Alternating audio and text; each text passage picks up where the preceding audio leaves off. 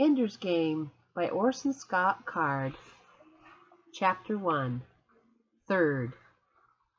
I've watched through his eyes, I've listened through his ears, and I tell you he's the one, or at least as close as we're going to get. That's what you said about the brother. The brother tested out impossible for other reasons, nothing to do with his ability. Same with the sister, and there are doubts about him. He's too malleable, too willing to submerge himself in someone else's will. Not if the other person is his enemy. So what do we do? Surround him with his enemies all the time? If we have to. I thought you said you liked this kid.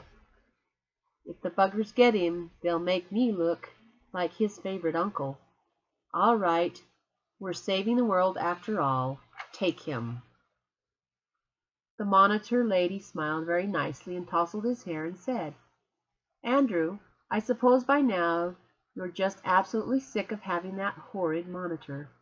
Well, I have good news for you. The monitor is going to come out today. We're going to take it right out and it won't hurt a bit." Ender nodded. It was a lie, of course, but it wouldn't hurt a bit. But since adults always say it when it was going to hurt, he could count on that statement as an accurate prediction of the future. Sometimes lies were more dependable than the truth. So if you'll just come over here, Andrew, just sit right up here on the examining table. The doctor will be in to see you in a moment.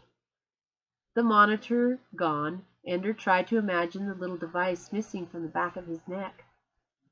I'll roll over on my back in bed and it won't be pressing there. I won't feel it tingling and taking up the heat when I shower. And Pete won't hate me anymore. I'll come home and show him that the monitor's gone, and he'll see that I didn't make it either. That I'll just be a normal kid now, like him. That wouldn't be so bad then. He'll forgive me that I have my monitor a whole year longer than he had his. We'll be... not friends, probably. No, Peter was too dangerous. Peter got angry. Brothers, though. Not enemies, not friends, but brothers. Able to live in the same house. He won't hate me. He'll just leave me alone. And when he wants to play buggers and astronauts, maybe I won't have to play. Maybe I can just go read a book. But Ender knew, even as he thought it, that Peter wouldn't leave him alone. There was something in Peter's eyes when he was in his bad mood. And whenever Ender saw that look, that glint, he knew that the one thing Peter would not do was leave him alone. "I'm practicing piano, Ender. Come turn the pages for me." "Oh, is the monitor boy too busy to help his brother? Is he too smart? Got to go kill some bugger astronauts." "Oh, no, I don't want your help. I can do it on my own." "You little bastard, you little third." "This won't take long, Andrew," said the doctor. Ender nodded. "It's designed to be removed, without infection, without damage. But there'll be some tickling, and some people say they have a feeling of something missing. You'll keep looking around for something you were looking for, but you can't find it, and you can't remember what it was. So I'll tell you, it's the monitor you're looking for, and it isn't there. In a few days that feeling will pass." The doctor was twisting something at the back of Ender's head. Suddenly a pain stabbed through him like a needle from his neck to his groin. Ender felt his back spasm and his body arched violently backwards. His head struck the bed. He could feel his legs thrashing and his arms were clenching each other, wringing each other so tightly that they arched. "Dee Dee!" shouted the doctor. "I need you!" The nurse ran in, gasping. "Got to relax those muscles. Get it to me. Now, what are you waiting for?" Something changed hands. Ender could not see. He lurched to one side and fell off the examining table. "Catch him!" cried the nurse. "Just hold him steady." "You hold him, doctor. He's too strong for me." "Not the whole thing. You'll stop his heart." Ender felt a needle enter the back of his, just above the neck of his shirt. It burned, but wherever in him the fire spread, his muscles gradually unclenched. Now he could cry for the fear and pain of it. "Are you all right, Andrew?" the nurse asked. Andrew could not answer. They lifted him onto the table. They checked his pulse, did other things he did not understand at all. The doctor was trembling. His voice shook as he spoke. "They leave these things in the kids for 3 years. What did they expect? We could have switched him off. Do you realize that? We could have unplugged his brain for all time." "When does the drug wear off?" asked the nurse. "Keep him here for at least an hour. Watch him. If he doesn't start talking in 15 minutes, call me." Could have unplugged him forever. I don't have the brains of a bugger. He got back to Mrs. Pumphrey's class only 15 minutes before the closing bell. He was still a little unsteady on his feet. "Are you all right, Andrew?" asked Miss Pumphrey. He nodded. "Were you ill?" He shook his head. "You don't look well." "I'm okay." "You'd better sit down, Andrew."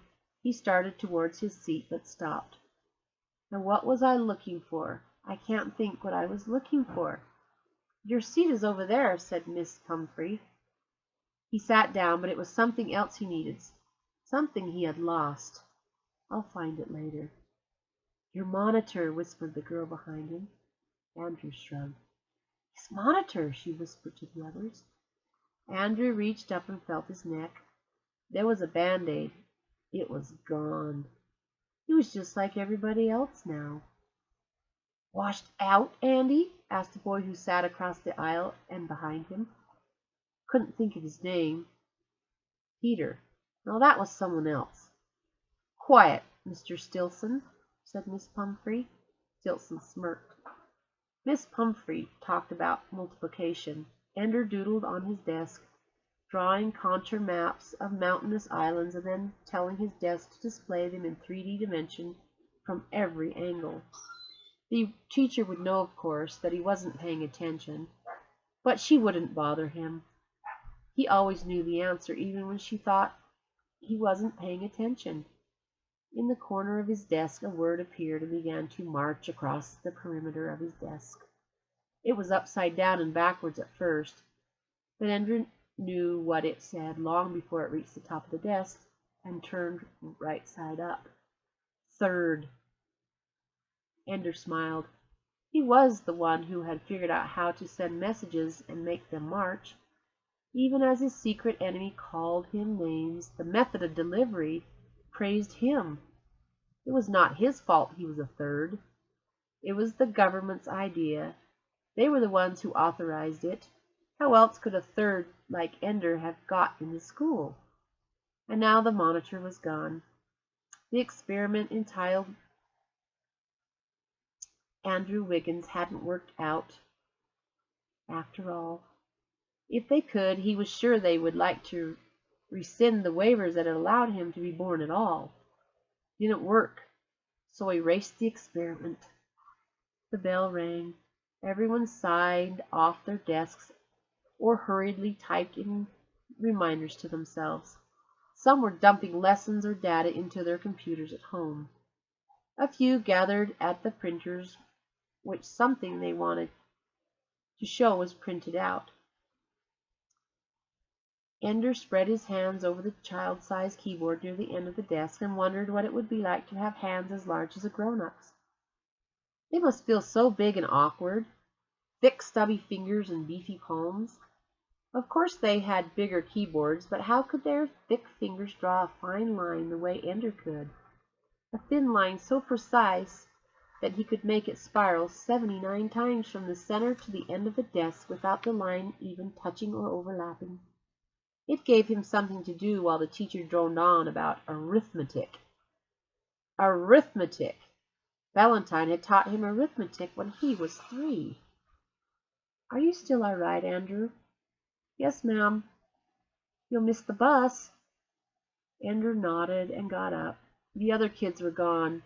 They would be waiting, though, the bad ones. His monitor wasn't perched on his neck, hearing what he had heard and seeing what he saw. They could say what they liked. They might even hit him now. No one could see them any more, and so no one would come to Ender's rescue. There were advantages to the monitor, and he would miss them. It was Stiltson, of course. He wasn't bigger than most other kids, but he was bigger than Ender. And he had some others with him. He always did. "Hey, Third." "Don't answer. Nothing to say?" "Hey, Third, we're talking to you." "Third, hey, bugger lover, we're talking to you." "Can't think of anything to say?" "Anything I say will make it worse. So will saying nothing." "Hey, Third." "Hey, Turd, you flunked out, huh? Thought you were better than us, but you lost your little birdie. Thirdie got a band-aid on your neck." "Are you going to let me through?" Ender asked. "Are we going to let him through? Should we let him through?" They all laughed. Surely we'll let you through. First we'll let your arm through, then your butt through, then maybe a piece of your knee." The others chimed in now. "Lost your birdie, Thirdie, lost your birdie, Thirdie." Stilson began pushing him with one hand. Someone behind him then pushed him toward Stilson. "Seesaw, Major Daw," someone said. "Tennis, ping-pong." This would not have a happy ending, so Ender decided that he'd rather not be the unhappiness at the end. The next time Stilson's arm came out to push him, Ender grabbed it. He missed. "Oh, gonna fight me, huh? Gonna fight me, Thirdie?" The people behind Ender grabbed at him to hold him. Ender did not feel like laughing, but he laughed. "You mean it takes this many of you to fight one Third?" "We're people, Third, not Third, turd face. You're about as strong as a fart." They let go of him, and as soon as they did, Ender kicked out high and hard, catching Stilson square on the breastbone. He dropped. It took Ender by surprise. He hadn't thought to put Stilson on the ground with one kick. It didn't occur to him that Stilson didn't take a fight like this seriously, that he wasn't prepared for a truly desperate blow. For a moment the others backed away, and Stilson lay motionless.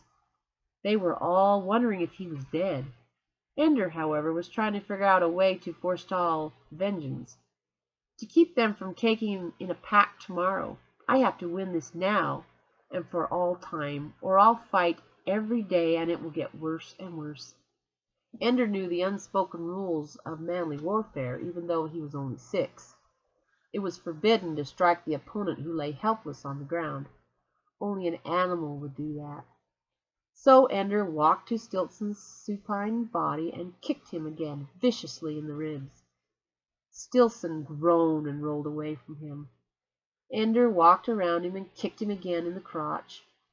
Stilson could not make a sound. He only doubled up, and tears streamed out of his eyes. Then Ender looked at the others coldly. "You might be having some idea of ganging up on me. You could probably beat me up pretty bad. But just remember what I do to people who try to hurt me. From then on, you'd be wondering when I'll get you, and how bad it will be." He kicked Stilson in the face. Blood from his nose spattered the ground nearby. "It won't be this bad," Ender said. "It would be worse." He turned and walked away. Nobody followed him. He turned a corner into the corridor leading to the bus stop. He could hear the boys behind him saying, "Geez, look at him, he's wasted." Ender leaned his head against the wall of the corridor and cried until the bus came. "I am just like Peter. Take my monitor away, and I am just like Peter."